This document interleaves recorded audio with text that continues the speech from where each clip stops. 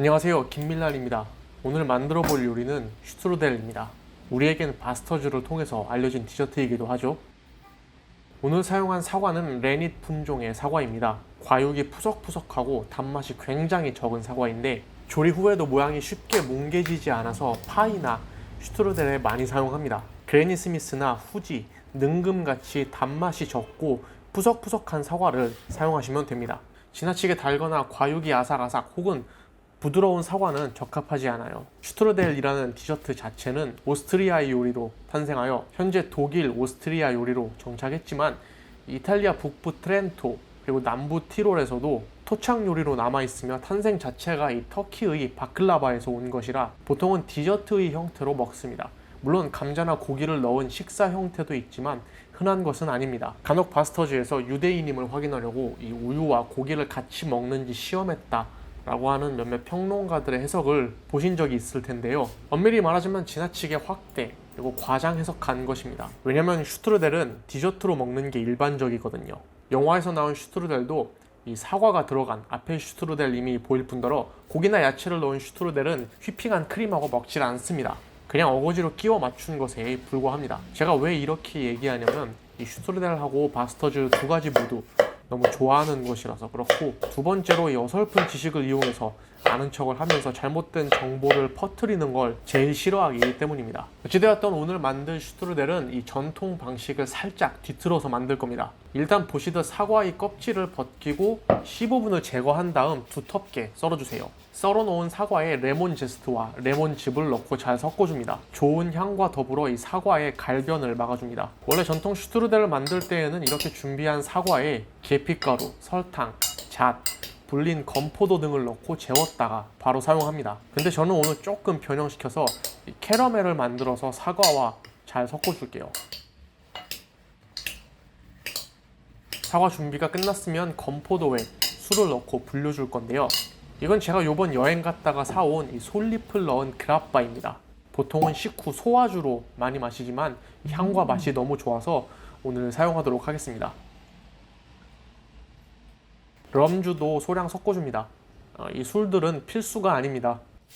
건포도를 바로 사용 시 딱딱하기 때문에 불려주는 건데 화이트 와인 아니면 그냥 물에 불려도 크게 문제는 없습니다. 잘 섞은 뒤 최소 30분 이상 불려줍니다. 이제 캐러멜을 만들기 위해 뜨겁게 달군 팬을 준비합니다. 저는 흑설탕을 사용했습니다. 이 전체 사과 중량의 약 5분의 1만큼 넣었는데 원하는 만큼 추가해도 되고 일반 설탕 혹은 갈색 설탕을 사용해도 무방합니다. 흑설탕은 일반 설탕에 비해 이 고유의 독특한 향이 있어서 더 맛이 좋습니다. 설탕이 녹기 시작하면 조심스럽게 저으면서 태워주세요. 흑설탕이라서 이게 캐러멜화가 되는지 잘 구분이 안 가실 수 있는데 뽑기 만들 때 나는 색이 날 때까지 가열한 다음 버터 두세 조각을 넣고 빠르게 섞습니다. 이제 준비한 사과를 넣고 잘 섞어줍니다. 이 버터를 넣고 나서는 불을 줄였다가 사과를 넣고 다시 센 불로 올리시면 됩니다.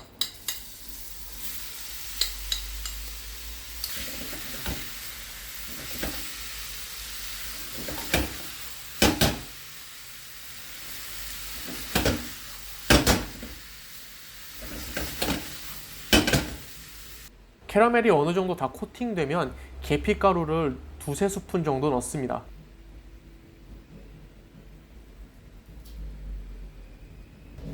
그리고 아까 건포도를 불렸던 술을 그대로 넣습니다. 캐러멜이 부드럽게 녹고 사과가 윤기가 나면 바로 불을 꺼주세요. 여기서 사과를 익히는 것이 목적이 아니라 말 그대로 캐러멜 코팅만 하는 게 목적입니다. 이후 채반에 받쳐서 식힙니다.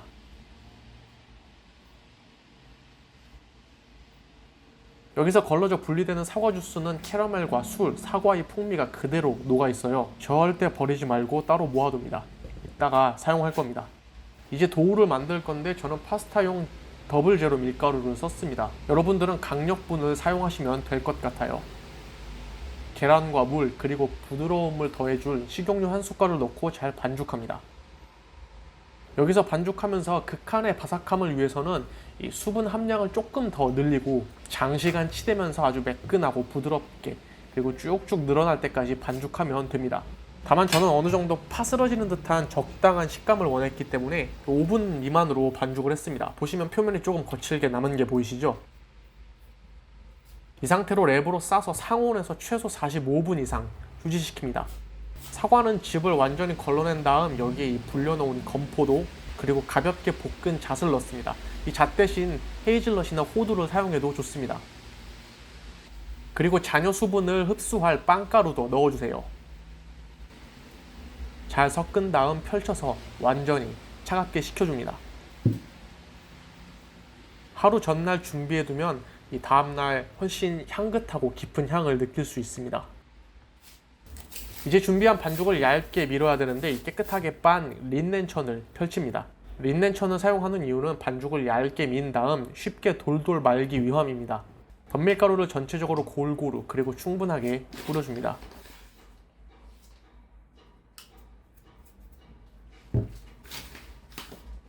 반죽에도 앞뒷면 골고루 덧밀가루를 뿌려주시고요.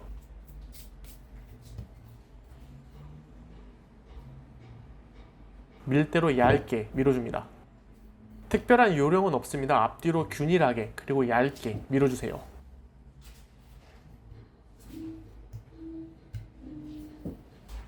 중간중간 덧밀가루를 뿌리면서 이렇게 중앙을 기준으로 위아래로 굴려가면서 반죽을 얇게 늘려줍니다.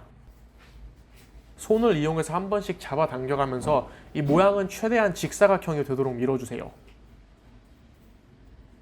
이렇게 반대쪽이 비칠 정도로 얇게 밀어주세요. 원래는 손이 비칠 정도로 진짜 얇게 밀어야 하지만 이게 저의 한계입니다. 이 반죽을 만들지 않고 필러 페이스트리나 혹은 퍼프 패스츄리 반죽을 구입해서 사용해도 됩니다. 이 다음은 짜투리를 잘라내서 최대한 균일한 직사각형 모양으로 만들어줍니다. 그리고 준비한 사과속을 최대한 넓게 펼쳐줍니다. 너무 두텁지 않지만 균일한 두께로 넓게 펼쳐주어야 완성 후 단면이 소용돌이 같이 모양이 예쁘게 잘 나옵니다. 제가 하나 영상에 담지 않은 게 있는데 이 사과를 펼치기 전에 반죽에 이 녹인 버터를 얇게 전체적으로 펴발라주는 것, 이것을 꼭 잊지 말고 해주세요. 이렇게 한번 접은 다음 양옆을 접어서 막아줍니다. 그리고 포크로 구멍을 가볍게 내서 이 굽는 동안 내부에 기공이 생기는 것을 막아줍니다. 다시 돌돌 말고 구멍 내고 또다시 말아서 완성합니다. 이렇게 구멍을 만들지 않고 굽게 되면 이 조리 중에 기공이 형성되어서 내부에 큰 공간이 생겨 보기에 좋지 않습니다. 외부에도 가볍게 구멍을 내준 후 오븐 트레이에 종이 호일을 깔고 올려줍니다. 그리고 사과에서 걸러낸 엑기스를 표면에 골고루 발라줍니다. 이 엑기스엔 버터, 사과즙, 각종 술과 계피향, 그리고 캐러멜화된 이 흑설탕이 녹아있어 반죽을 바삭하게 만들고 동시에 좋은 향이 나도록 만들어줄 겁니다. 준비가 끝나면 180도에서 약 35분 정도 구워줍니다. 매 10분마다 꺼내서 이 사과 엑기스를 덧칠해가면서 구워주세요. 완성된 슈트루델은 꺼낸 다음에 최소 1시간 이상 식혀줍니다. 그리고 슈가 파우더를 넉넉하게 뿌려줍니다.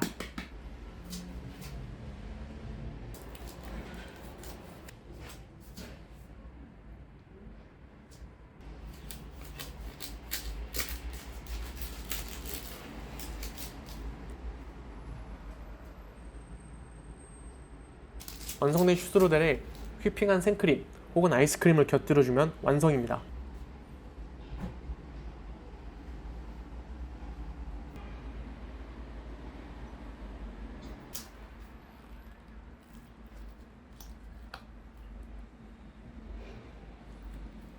향긋한 사과와 계피향과 더불어 너무 달지도 않은 맛, 그리고 휘핑한 생크림이 부드럽고 달콤하게 감싸주면서 이 바삭한 반죽이 어우러져 정말 맛있습니다.